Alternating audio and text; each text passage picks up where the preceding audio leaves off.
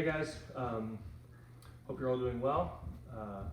I've decided to record myself explaining and teaching the project that you're going to do because I felt that it would be better for you to be able to rewind, fast forward, pause at your own pace what I'm saying here so that you can, if you need to, go back and re-listen to or watch whatever it is, okay? Now my clock's going off. Anyway, so sixth graders, I know most of you probably don't know me or have had my class, so I'll do a very brief introduction just so you can kind of know who I am. So again, I'm Mr. Mullen. I teach art and PE. I've been here the entire time the school's been around. I was on the core team to help design the school, the curriculum, all that kind of stuff. This is my 20th year of teaching. My first 4 years were elementary, and I've been teaching middle school ever since, so about 20 years.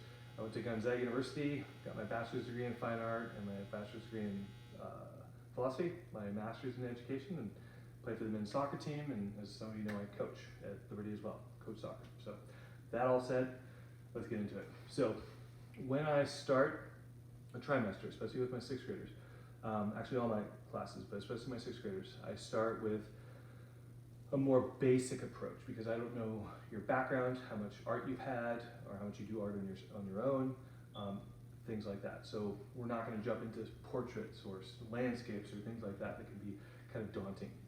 So we're going to start with a design project. What that means is you're going to be using the elements and the principles to create an image that's pleasing to the eye. And you have a lot of leeway, a lot of freedom to determine or interpret what I mean by that, okay? But first, let's discuss the elements and then just some of the principles, because these are going to come into play in the project. So elements are the things in art that create art that we can see. Like we can see lines, we can see shapes and the colors in a painting or in a photograph. We can see the shapes in sculptures. But principles are things that we can't see, we just see evidence of them. So for example, contrast, light, dark, cool colors, warm colors, bright colors, dark colors. We can see that, but those are examples of what show us what contrast means, okay? I can't actually go to the store and buy a box of contrast. It's kind of like emotions. I can't, even though we feel, nervousness or anger or happiness, we can't buy it. Like we can't go to McDonald's and say, I'll have a number 5 with a side of happiness. No, it's a feeling, but we know it's there, but we can't really see it. So, back to these. So line creates everything in art, okay? So line also then creates the second element, which is shape and form. Now what I mean is, shape is very basic. Now I could say circles, triangles, rectangles, but I also mean like flower or car. So when I say car, a lot of you have different ideas that pop into your mind. But if I say, or give a specific example, like that's a form. So if I say Lamborghini Diablo, that's a specific form of a car. Or if I say lily or iris or rose, that's a specific form of a flower. Hopefully that makes sense. Now the last one, color is not always in art. Meaning you can have a black and white photograph or a pencil sketch and it's still art, it just doesn't have color in it. And that's because black and white and grays are all considered tones and tints and shades. They're not technically colors in the world of art. So line, we have different types of lines. So I could say something like angular or zigzag lines, or I could say, skinny line or thick line, wavy line, broken line, etc. But then I use lines to create shapes that can create a form. So I could do a little gesture drawing, like a little quick, nothing fancy, just a little quick gesture drawing. And I could take a bunch of ovals, okay? Really quickly draw them like this.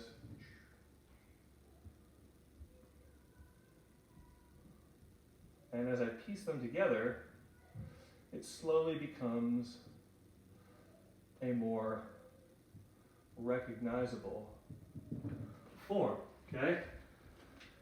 Now, if you were to see a person that looks like this walking down the street, please run because that's just creepy, okay? But you get the idea, that gesture drawing, just putting those shapes together creates a form, okay? So now let's get into your project. So I'm going to tell you right now that for the rest of this school year, I'm going to try to limit things to specific materials so that we don't have to worry about, because obviously we don't have access to my classroom where I have lots of different things. And so I'm going to have you guys restrict it to a few things. So first of all, you're going to need 11-inch by 15-inch white construction paper, which is what this is on.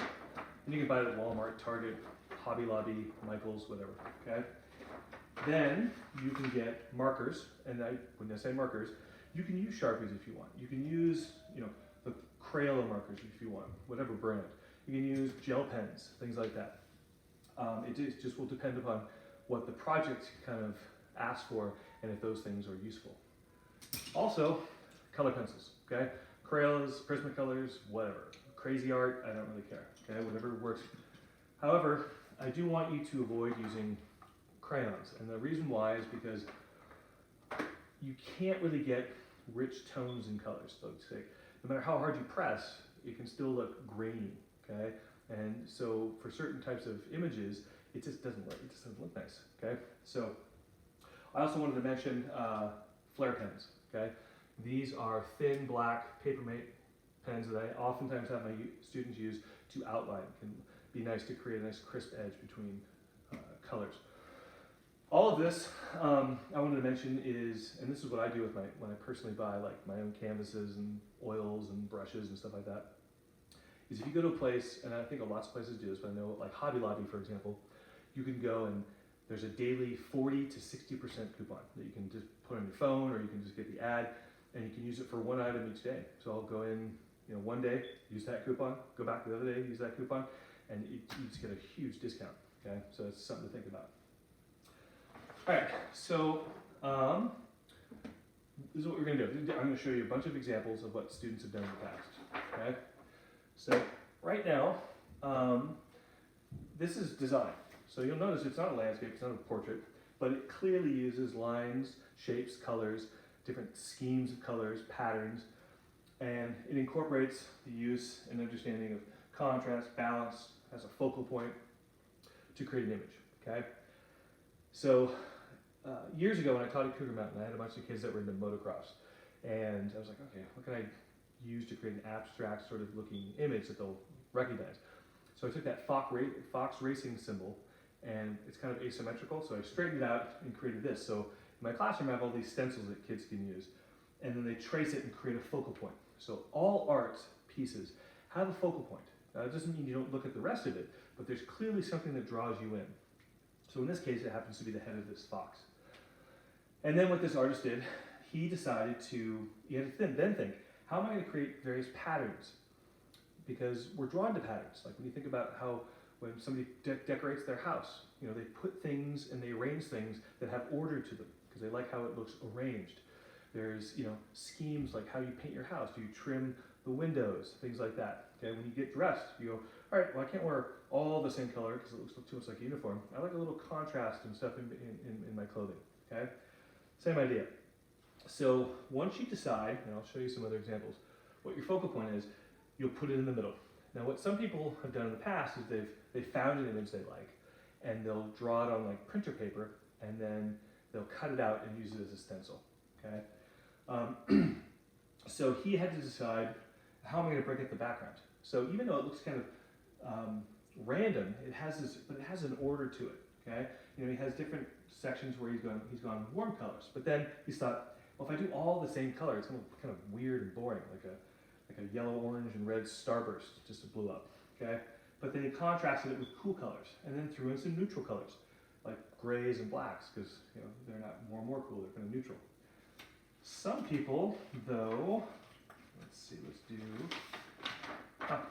this one again, or this one afterwards.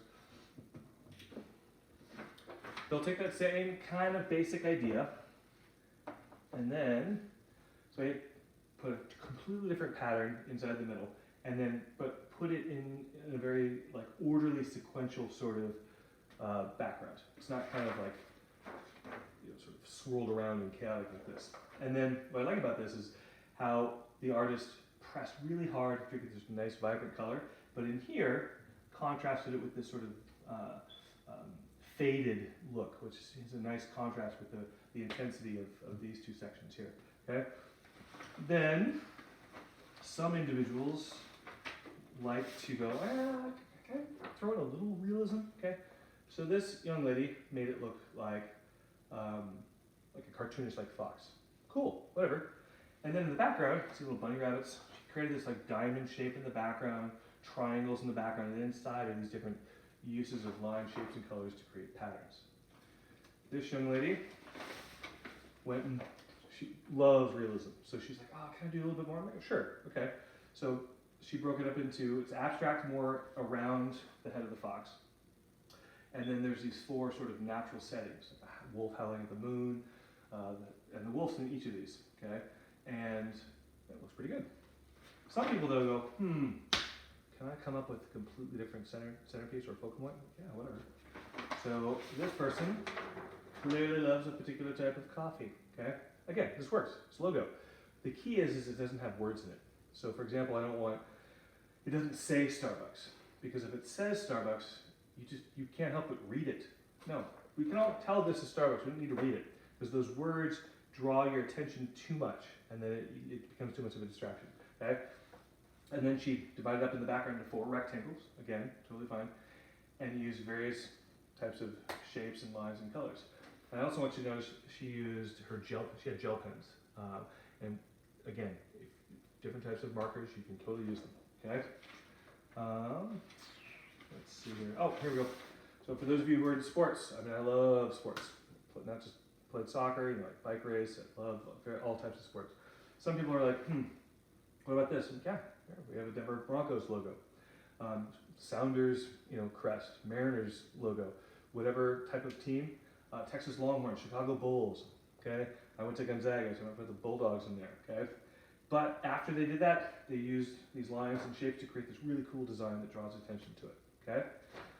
One thing I want you to avoid though, and this is where we don't have enough contrast. Now this piece that this person did is colored really well. The craftsmanship, like how they colored it, looks good. But you'll notice right away, it's got blah, okay? Too much of the same thing. Try to throw in some variety, okay? Throw in a warm color here and there, okay? What about like more neutral colors? Like here, it's just blue and green, whereas in here, there's blue, green, and then brown or something like that, or black. But even more so, then you would have been able to, and then maybe done something completely different within the fox head to draw some more attention to it, okay? So I want you to think about a couple things. What your focal point's going to be, okay? What kind of materials you want to use, and what type of plan do you have? What type of scheme do you have? Okay. If you have any questions, you just email me. Show me, take pictures, email me, and say, ask questions. I'll be happy to answer that.